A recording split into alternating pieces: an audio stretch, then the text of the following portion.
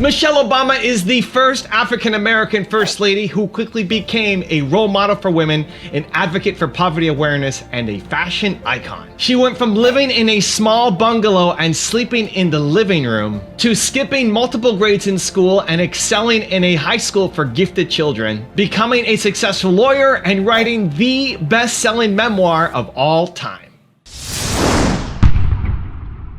Need motivation? Watch a top 10 with Believe Nation. Top 10, I got a top 10. Got my motivation high for my top 10. Gotta learn from the wise women and men. All my life, like 9 for my top 10, top 10, 9. This one's for my top 10. Hey, it's Carmichael, and you are probably the most ambitious person in your circle, but you know you're capable of more, and you get that push by surrounding yourself with the best. So today, let's learn from one of the best, Michelle Obama, and my take on her top 10 rules of success. Enjoy. Okay, let's kick it off with rule number 1, believe.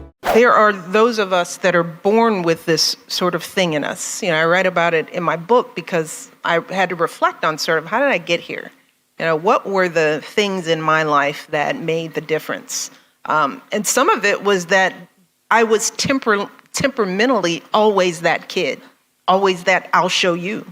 You give me a challenge, I'll prove you wrong. So people are born with a temperament that, and that's that internal hunger that I'm talking about. And that imagine having a girl like that somewhere in the world who doesn't get to exercise that, where that feeling, that temperament isn't nurtured. For me, it was nurtured, and it started simply with parents who believed in my voice. And I share that with people because my parents weren't wealthy. They were not well connected. They didn't go to college themselves. We were not. We were a poor family. But what they gave me was a sense of belief that my voice, the words that came out of my mouth, were clever and interesting, and they were interested in it. So when you start with a foundation where you're telling a kid very early on that they are valuable, that those words in and of themselves can make a difference. It isn't magic. It isn't money. It isn't resources. And that's what some families miss. There are families who believe that if I can't give my kids stuff, then I should just be quiet and let them be. Well, no, the truth is that teaching an individual early on how to use their voice and that their voice matters allows them to then be advocates for themselves as they go along. Rule number 2, own your story. Michelle Obama's book, Becoming. I know everybody in here has it. It wasn't just the best-selling memoir book of the year. It's the best-selling memoir of all times. And what that says to me, I think it's like now 11.7 million, probably 12 since we've been sitting here, million. What it says to me is that it's such an extraordinary time to be a strong, confident, assured, and above all else, well woman in the world today. Absolutely. I mean, so many people saw themselves in my story. It's also a time for owning our stories. And I think that's part of what resonated with people. Yes. I mean, a lot of people came up and said, well, you were so vulnerable. Was it hard for you to tell your story, to tell your truth? There were things you covered that were difficult, like trouble in your marriage and trouble getting pregnant. Was that hard to do? And my response is, no, that's my story.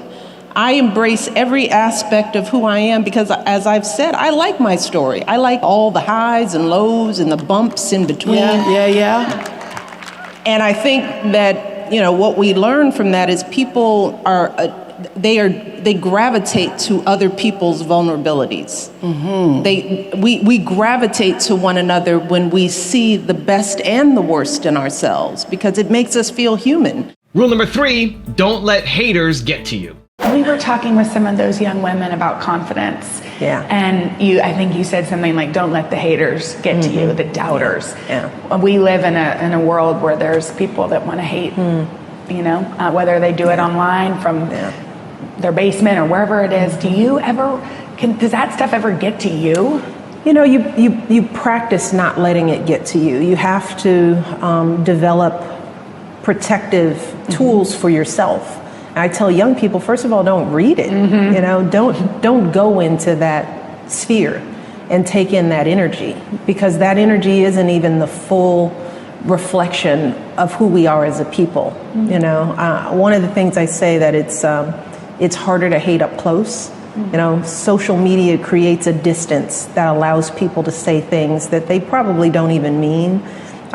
So why take that in? Why breathe that air? Why drink that juice when there's so many other things that you can focus on? So over the span of my lifetime, it wasn't just the 8 years in the White House, but over the span of a full career and being a mother and all the worries that come with that, and, you know, having a solid marriage, you have to learn how to protect yourself emotionally and how to do the things that keep you feeling whole. And so I apply those whenever I can. What are those things that keep you feeling whole?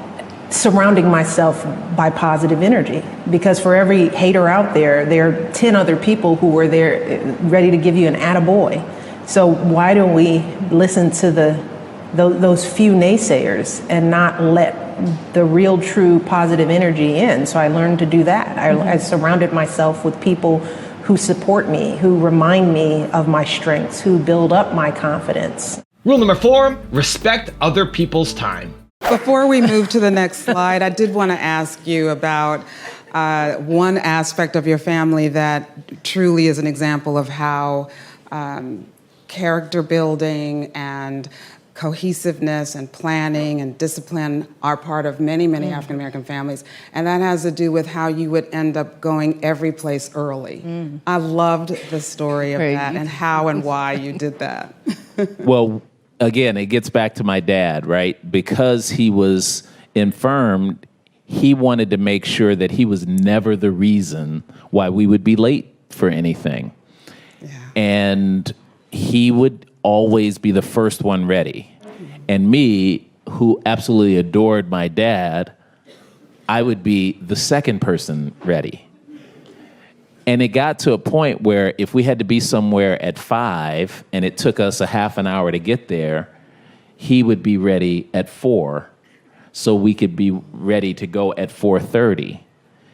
But then he would start to say, once he got ready at 4, "Are you guys ready?" to my mom and my sister. And they'd be like, "No, you said we're leaving at 4:30. And he would continually back the time up. But that's just an aside. But we spent a lot of time getting places early. And just like this morning, we stayed together at the hotel, and they told me to be ready at 9:25.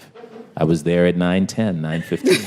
And that's on time for us. So And she wasn't ready. I didn't have to be ready until 9:45. See, these are the conversations that we have that are a result of having a father, you know, where time was important. See, I don't do anything late. I think 8 years in the White House, my staff will tell you, with Tina's chin is over there laughing. It's like, we do not do late.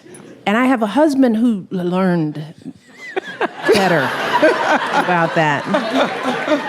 You know, he's on Hawaii time. It's like, Hawaii time. Dude, you are just starting to get ready and we're leaving at 4:30. It's like, so, you know, that all comes from my father, because being on time was a reflection of control for him. You know, when you're walking with a disability, you know, this was before the ADA, you know, this was before there were access ramps and things like that. You imagine my father thinking when he's going to one of Craig's games, where am I going to park? How far do I have to walk? You know, where am I going to sit? Will I have to climb up the bleachers? But if I get there early, because he was going to be at every game. He was the dad at everything. He was driving other kids from the West Side to league games, because all the kids who didn't have parents could count on my dad to be at every practice that he could if he wasn't on a shift. So he knew every gym. He knew every parking space. We didn't see it as that. I think when we were younger, it was just, Dad, come on, chill out, you know. But now in hindsight, we realize that his disability, because he didn't want to be the excuse for us to miss out or to not have something because of something he couldn't do. So he accommodated for us and taught us the importance of respect for other people's time, respect for other people's abilities. It doesn't matter that you're First Lady of the United States. If you've got a room full of people waiting for you and you told them you were going to start at 7, well, doggone it, their time means something. Who knows what it took for them to get to that space, to get in those chairs. Also, if you want to have more self-love, check out my 254 series. They're free. The links to join are in the description below. Who am I? No, really, who am I? What do I care about? And the answers to those questions have resulted in the woman who stands before you today. Doubts don't go away. You just learn how to deal with them. I want you all to stay true to the most real, most sincere, most authentic parts of yourselves. Rule number 5, think long term. One of the things that you have now become famous forever for is that when they go low, we go high. And that ain't always easy, y'all. And it's not always easy. And what I wanted to ask you that in this climate where low has taken new lows, how do you maintain a high and not appear to be passive and not lose your equilibrium, because low is going lower? Yes. Well, because going low is easy, which is why people go to it. It's easy to go low. It's easy to lead by fear. It's easy to be divisive. It's easy to make people feel afraid. That's the easy thing, and it's also the short-term thing. And for me, you know, what I learned from my husband, what I learned in 8 years at the White House is that this life, this world, our responsibility in it is so much bigger than us. Right. So what I have to keep in mind is usually when I want to go low, it's all about my own ego. You know, it's not about solving anything. It's not about fixing anything. It's about seeking revenge on the thing that happened to you. Yeah. And when you, as Oprah, you talk about purpose and what it's all about. And my purpose on this planet is not to just take care of my own little ego. You know, there is a bigger purpose for me out there. So when I respond to something, I have to think about that light I'm trying to shine. What role model am I trying to be? What are the words that I'm going to say, and how will it affect young people who are looking at me? That's the bigger picture that puts you in a position to think high. Because if you're thinking about the long term, you don't take the short term measure of getting even with somebody right here and now today, because it makes you feel good in the moment. If it's not going to fix a problem, if it's not going to move the needle, then you're not going high. You're just being selfish. Rule number 6, be consistent. One of the things that we try to think about, especially when we work with kids, is consistency. You know, because a kid will believe, you know, a day like we had in Vietnam, you can wake up either feeling changed or you can feel like, did that happen? And then if nothing good ever comes after that, it reinforces the disappointment that they feel on an ongoing basis. It's like, yeah, they came, they saw, the cameras were here, the lights were on, but weeks went by and, you know, I never heard from them again. And that we try to avoid when we work with kids. So when I was First Lady, whenever we had a powerful interaction with a group of kids, whether it was Islington, whether it was in Vietnam, whether it was in Cambodia, it couldn't just be that moment. We made sure that we followed up at least 2 or 3 or 4. There's only so much I can do with this big platform. But you guys as leaders, you know, that consistent return to them will be the thing that they remember. It's not the first visit, it's the second and the third and the 5th visit. So, because that's the kind of repetition that you need with children, with your own children. You know, as you're teaching them anything, they take it in. The more you repeat it. Parenting is about repetition. Nope, can't do it. Still can't. Nope, the answer's still no. And probably around the 10th, maybe the 100th time, they'll be like, I guess it's no. Hopefully it works. But the same thing is true with the positive reinforcement that you have in the life of a child. And quite frankly, that's true for any issue that you're taking on. It's that once you take it on, then do it. Show up for the communities that you're serving. Because so many of the communities that we all work in have been disappointed. And they're used to that letdown. They're used to that sort of one hit and then we're on. Rule number 7, share your true story. When we drop our guards and we let ourselves become vulnerable, and that vulnerability allows us to share our true stories with each other. Not the stuff on the surface, but the things that really connect us, like how we were raised, the values that we learned around the dinner table, the people who impacted us in our lives, the things that made us scared, the things that gave us courage. That when we share that truth, we can see ourselves in each other a little bit better. No matter who you are. Your dad is someone that you take the politics out of it. And I had an opportunity to sit by your father at funerals, the highs and the lows, and we shared stories about our kids and about our parents. Our values are the same. We disagree on policy, but we don't disagree on humanity. We don't disagree about love and compassion. I think that's true for all of us. It's just that we get lost in our fear of what's different.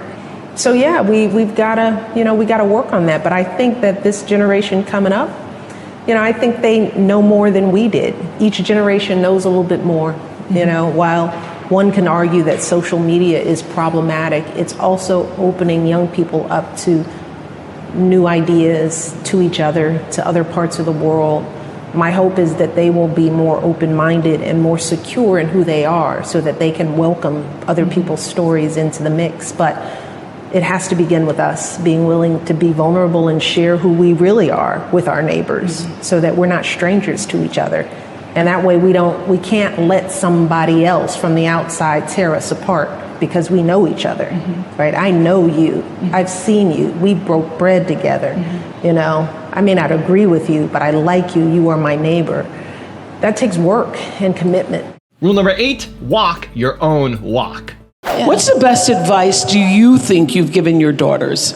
Oh, gosh, I give them so much advice. They're so sick of me. Now that they're in college, I have these texting. Did I tell you to remember little things like you are eating some green things, aren't you? But what is the thing that over the years was a running theme in your house that you said over and over? What I tell them is what I continue to tell themselves is that they have to walk their own walk.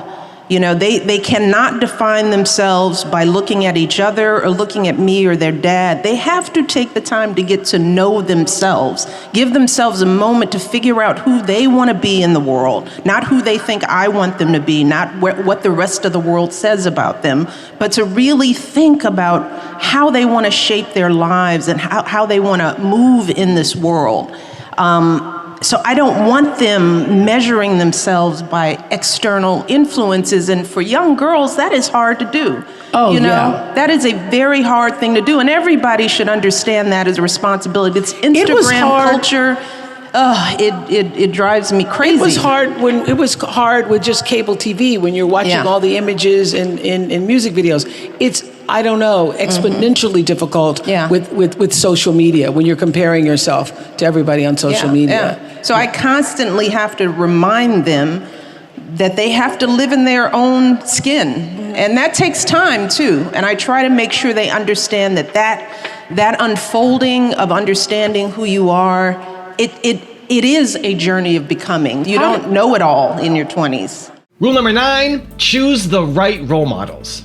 When you ask the question, is it necessary to have a hero, a role model? And yeah, I think yes, absolutely.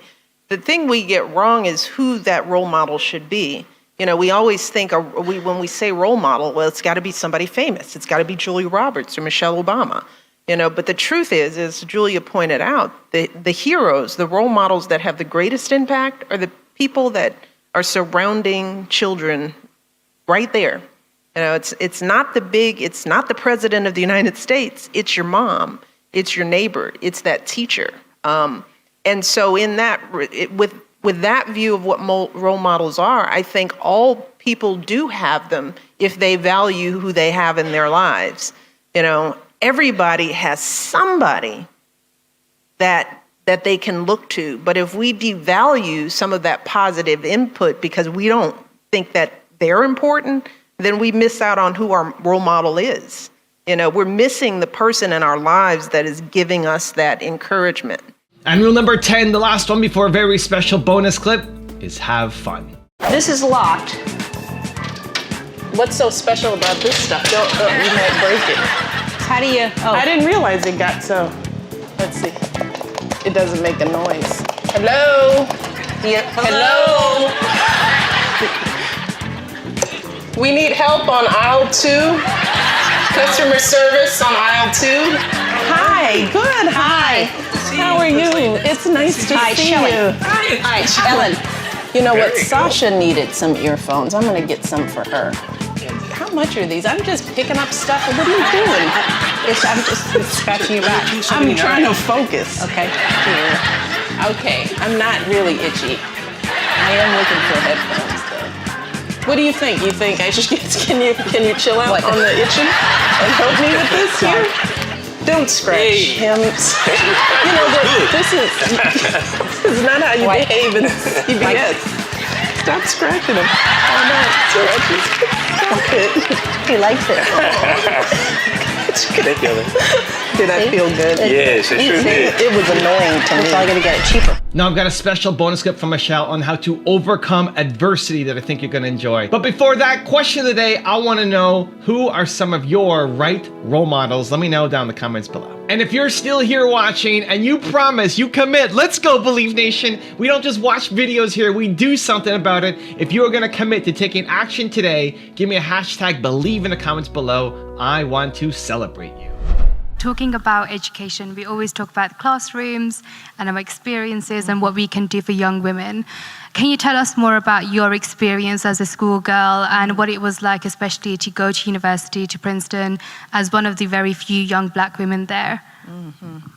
Well, as many of you know my background, I grew up in Chicago in a working class community. My parents weren't wealthy, so we didn't have the resources to spend on fees at private schools. We went to the neighborhood public school, and I went to public school my entire life.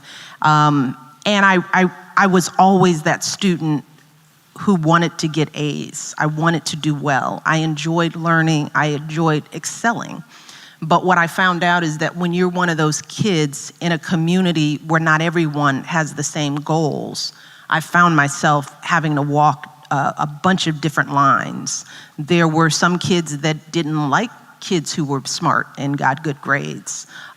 There were some kids who criticized the way I talk. They said that I talked like I was white, which was another way of saying that you think you're better than other people. So I had to contend with, how do I get my education when I'm surrounded by people who may have different expectations of me? And those just weren't the kids in the neighborhood. There were teachers I had to confront, teachers who underestimated me every step of the way. Even when I applied to Princeton, I write about in my book, and I tell this story all the time, even though I was at the top of my class and I was a class officer, I was a leader, when I sat down with my high school counselor, somebody who didn't know me but was assigned to work with students to help them apply to college, and I told them my intention was to apply to Princeton, that counselor told me, I don't think you're Princeton material.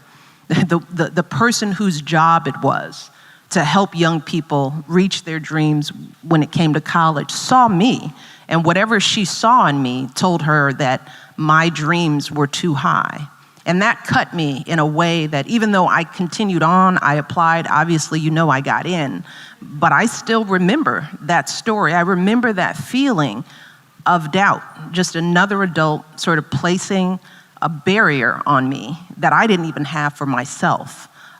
So then to enter into an elite school when your high school counselor has told you're not good enough, when all of society sort of looks at kids of color or kids from poor communities or rural communities as not belonging. I, like many others, walked into that school with a stigma in my own head.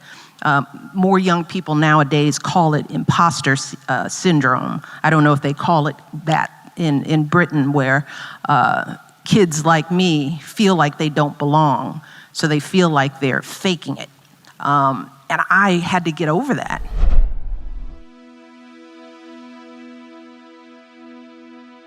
If you want 10 more amazing rules from Michelle Obama, check out the video right there next to me. I think you'll enjoy it.